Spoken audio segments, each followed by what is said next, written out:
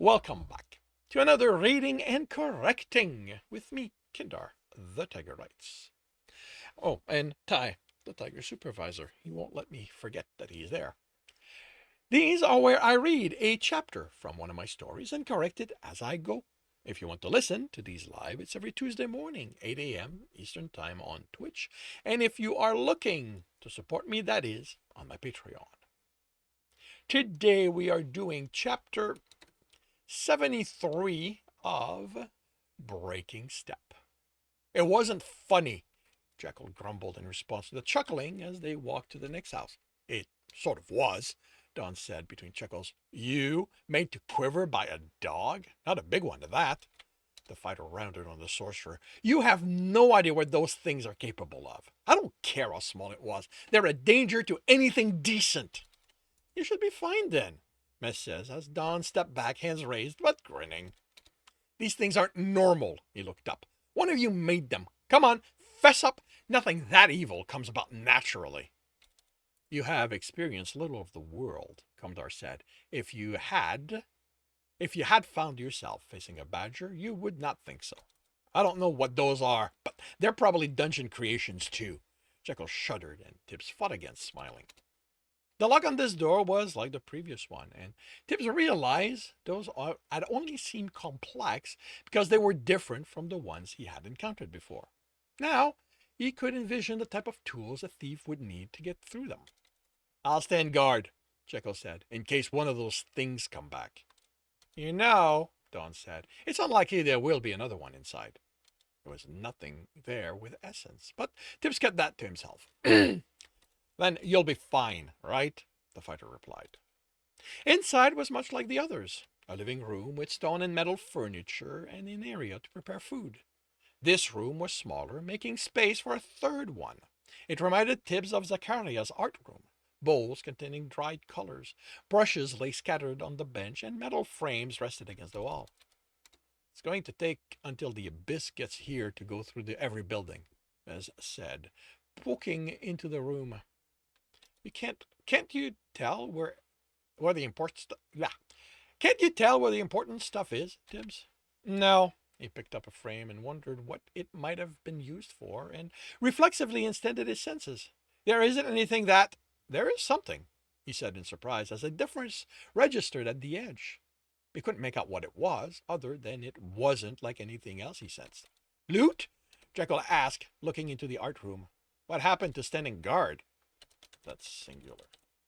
Don asked. Got bored. Tibbs walked out of the room. I don't know. Don was looking over a translucent container. I don't need. Come on. Don't do that to me today. I'm in the middle of recording.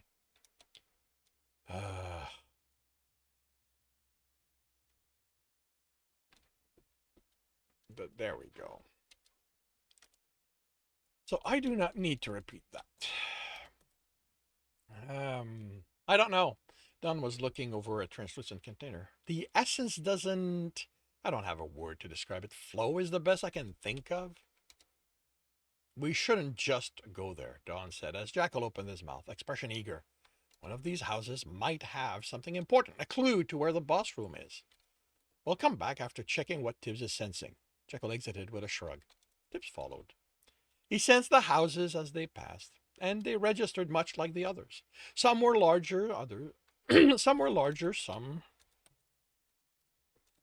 smaller.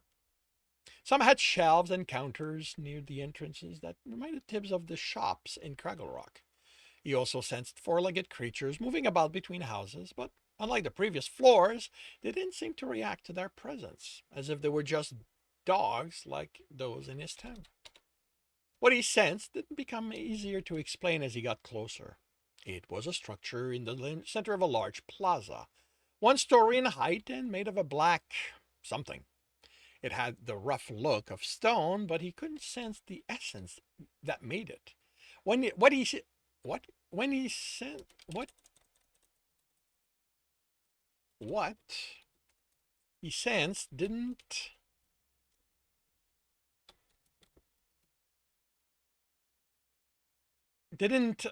flow was it was still the only word that came to him, even if it wasn't the right one.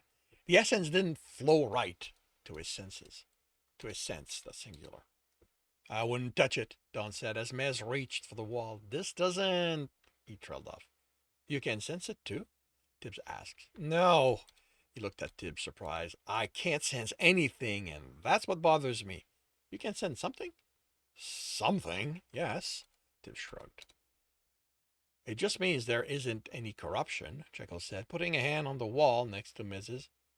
He frowned. Or stone. Or fire, the archer said. It's cool to the touch. That's the problem, Don said, before Tibbs pointed out he could sense the elements just behind this weave?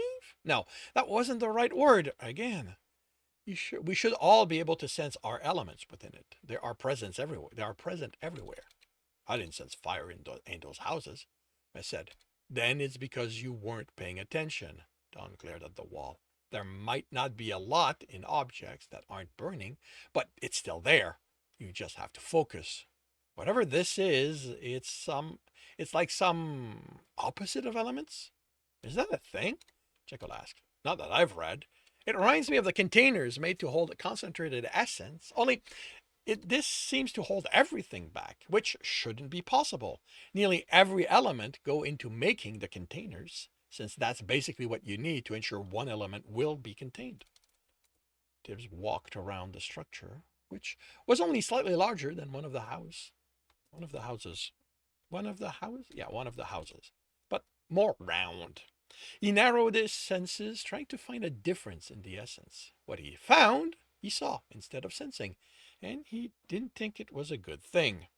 There's a door, he called. It doesn't have a lock. Is it trapped?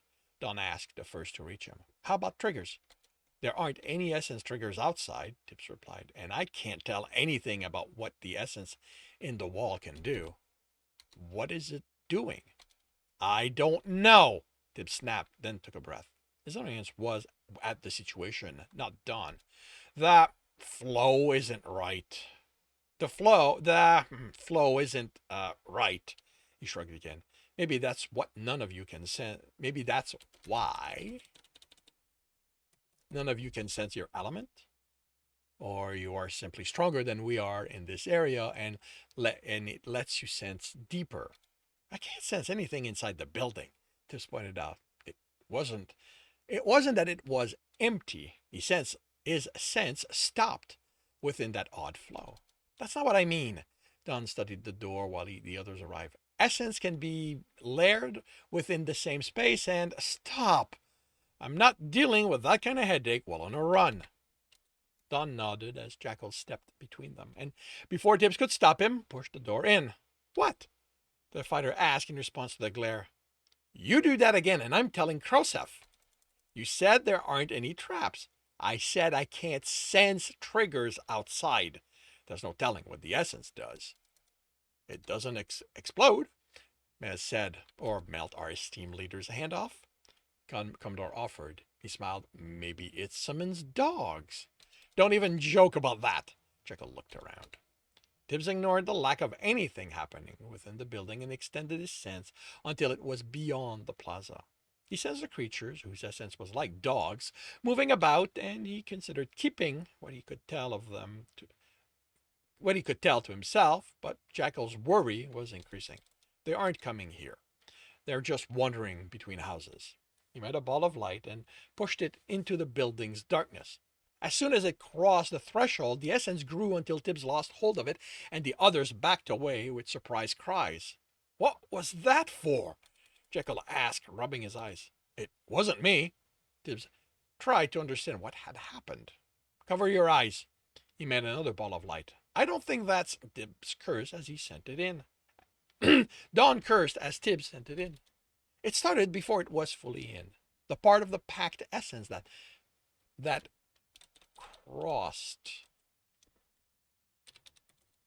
the threshold immediately grew, and try as he might, quickly there was too much of it for him to keep hold of. As far as he could sense, the essence within the wall didn't react. Even the light within it was still as it had been. The hand pulled him back. I don't think that's a good idea, Jekyll said. Tibbs's foot had been raised to cross the threshold. It would be interesting to find out if it reacts to something containing essence, Don said in a musing tone, or only exposed essence. You're welcome to go in and find out, Jekyll replied harshly. You can't send a teammate to his death, Miss said, pulling an arrow from his quiver. That's definitely a bad idea, Don said, as fire danced over it as the... I've got two as in here. You know what? Don said. Fire danced over it as the archer wove essence into the arrow. Mez grinned, putting the now ordinary looking arrow to the bowstring. I can't let Tibbs have all the fun. Dunn and Jekyll moved away as he's not that important. As he let it loose. It happened nearly too fast for Tibbs to sense, but the arrow ceased to be as the weave within it expanded, consuming it. Then the heat rushed out of the door and surrounded Tibbs, and he couldn't breathe. In that moment, he was back in the inferno, fire consuming him. Then he was cold, staggering away. Why did you stay there? Jekyll demanded, catching him. I forgot how hot fire gets. Tibbs replied, catching his breath. This hurt you? Don asked, surprised. It's fire, Jekyll snapped. But Tibbs told me his elements can't hurt him. He didn't flinch at the light. Why would this hurt him? Well, fire does. Jekyll glared at the archer. That was stupid, Maz. Whatever's inside is probably destroyed now. I'm okay, Tibbs protested and stepped to the doorway. Nothing's changed in what I sense. He took a step back and pulled light essence to his hand. Tibbs, Jekyll warned. I'm not throwing it in. What he needed was something that should behave in a specific way without needing him to maintain control. He formed a weave, kept it purposely thin, barely more than a strand, wrapped it in a filigree and gently pushed it at the opening. The light that blossomed inside had the others cursing and looking away. Why isn't it doing anything? Don asked at his side while the others were still turned away. It is. The strand shouldn't be any more visible than it is next to my hand.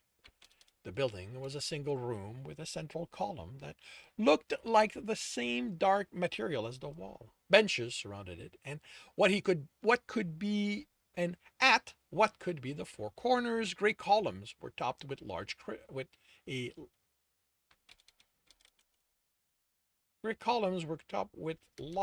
clear crystals. With one with a large crystal each. How much more essence is it producing? Tibbs stared at the sorcerer. How would I know? The increase might be proportional to the concentration of the essence, and then Don pulled an amulet from his pocket, but Jekyll caught his hand. You aren't throwing that inside. That, not this, that. We should be safe, Don said. The building contained the other outbursts. So long as we're out of the way from the opening, it'll be fine. Should? Mez asked. The sorcerer shrugged. I can't be certain without testing it, but I'm confident that whatever else this is, it isn't to damage the surrounding area. You can't know that for sure, the archer said. For all we know, the dungeon rebuilt all this from something that... For all we know, the dungeon rebuilt all this from something that building destroyed. I doubt the essence in this amulet would be enough to cause that level of destruction. Don looked at Tibbs. He was curious about what might happen, and he agreed with Don. The walls would contain whatever happened. But the worry on Jekyll's face was loud. We should continue with the run. Once we know how the floor works, we can come back and see what happens. Can you sense other buildings like this one? The sorcerer asked. Tibbs extended his sense as far as he could. Not like this one. There are some that feel different. Not like the houses, I mean. Are those dungeon rooms? Tibbs tried to identify something that felt like the previous floor. I'm too far to get details. The closest is in that direction. He pointed toward the glowing orb that was a full hand span over the building. But it's a ways, he told Jekyll. If you can tell what is and isn't a dungeon room, the fighter mused, that would speed things up. Might Might that not result in walking by a potential loot? Kamdar said. I am certain the dungeon is sufficiently clever to add cache to structures that were already here without attracting attention, as it did for the rattling camps and bundling burrows. You really want to make me sick, don't you? Jekyll complained. Let's check everything in case there's loot and miss out on whatever those special places are, or do a lot of those and miss out on loot. The cleric shrugged. Jekyll sighed. We go check that one. If we get something good out of it, we do these this run, and on the next one we check the houses on the way to them.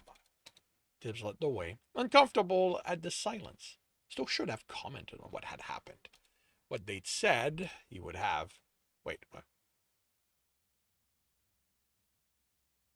What happened? What they'd said.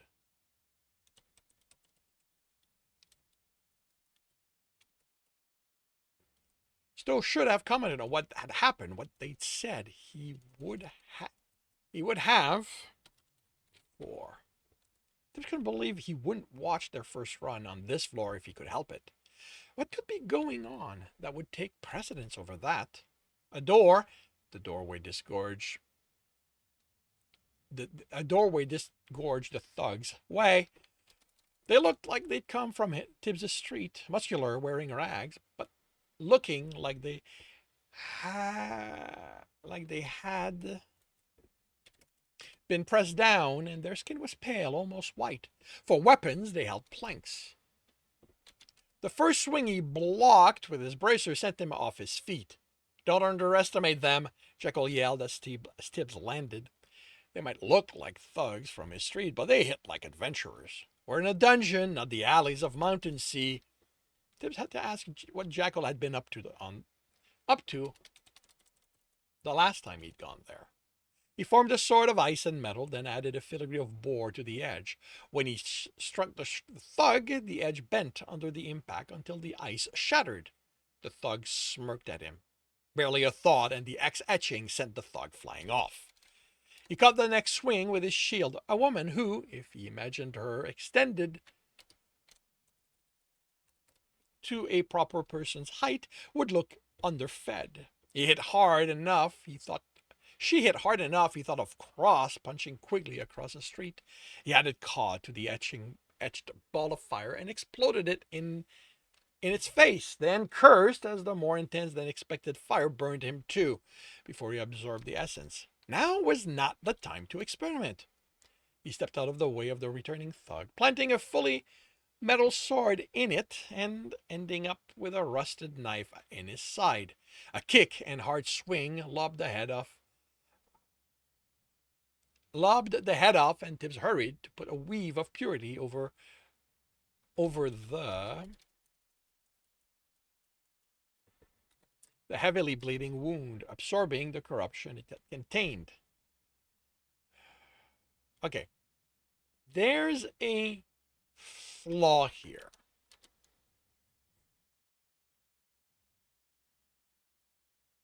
Because the knife is metal. If the knife is metal, it should not have hurt him.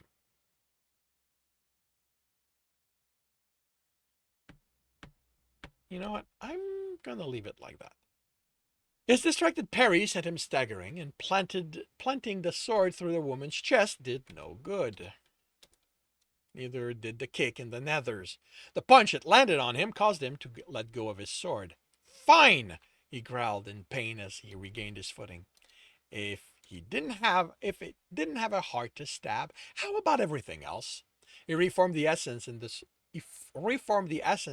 sword, made it an etching, and it exploded. The shards taking pieces of it along.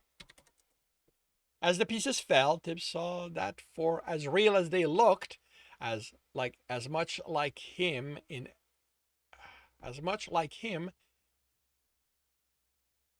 as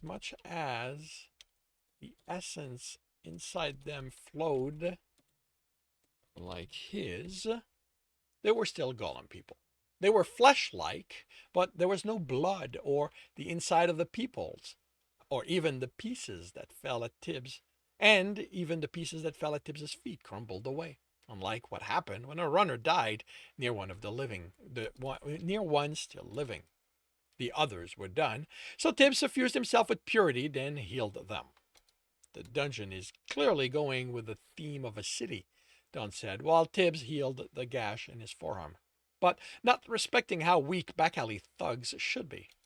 The quality of your back alleys leave something to desire then, Jekyll said, emptying the pouch one of the thugs had left behind after crumbling away. You know what? Left behind. I don't need that. I've already stated they crumbled away. You were on your ass with that first punch, the sorcerer said. You weren't expecting them to be as tough as you are. Jekyll grinned. But I never expect anyone to be as tough as I am. The first hit often lands me on my ass. You're saying I've become overconfident, Don said, carefully moving the healed arm. I said no such thing, Don sighed. You and him have that in common, Tibbs said. Only he takes pride in it. Are you saying I should take pride in it, or stop being overconfident? Tibbs smiled. Which one keeps you alive? The sorcerer sighed again. I'll work on that. These are also more successful breed of thugs. Jekyll handed a dozen silver coins to Tibbs. Where I'm from, a group like this would barely have that in coppers. In my street, Tibbs said, they'd be broken coppers, and if one of them had two, he'd be rich. I really want to see that street one day, Jekyll said. Nothing worth seeing. Tibbs put the coins away and moved on. We stay on guard this time, Jekyll said, just as Tibbs sends the form running in their direction. He moved, forming a shield as the large dog jumped out of the alley. Jekyll let out a curse as the impact pushed Tibbs back. Stay! Tibbs yelled, trying how Serba went about ordering dogs. It lunged at him, foaming jaws snapping. His sword left shallow cuts in its hide, removing any doubt this was anything other than a dungeon creature. His thought of bringing Jerky on the other run might not help as much as he'd hope. The stone fist smashed its back, and the snapping in reply had Jackal backpedaling. The distraction let Tibbs plant his sword in its side. Then spikes of ice erupted. Its dying whine sounded too much like thumps when it wanted extra piece of jerky. Jekyll shuddered. It hates me. I'll keep you safe, Tibbs told him. I'm surprised you had to fight it. Mez said, dogs usually like you. No jerky. The archer stared. Since when do you not carry jerky? We were going to be in here all day. I didn't think they'd be dog here. Dogs in a dungeon. Jekyll crumbles, looking around.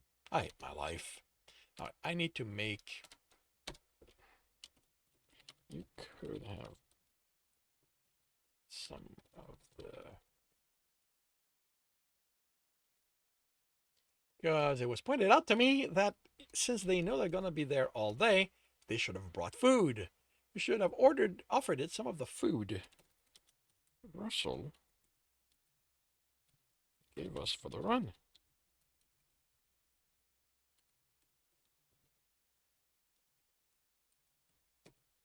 The archer pointed out.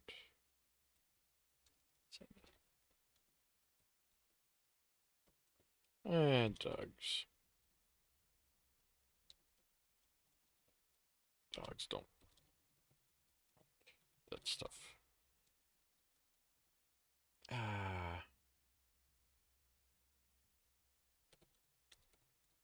Spicy stuff. Not slicey, spicy. Spicy stuff. Tibs.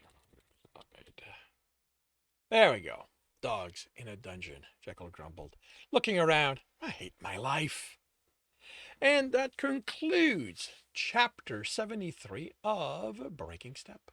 If you are enjoying this, please leave a like. If you want to know when the next chapter is going to be up, subscribe and hit the bell. If you want to read this story as well as the others in the series, they are up for free on Royal Road. If you want to read ahead of that and support me in the process, that is on my Patreon, where we are about 20 chapters ahead. And if you want to listen to these live, it's every Tuesday morning, 8 a.m. Eastern Time on Twitch. The links are in the notes. And with that, I shall wish you a good day.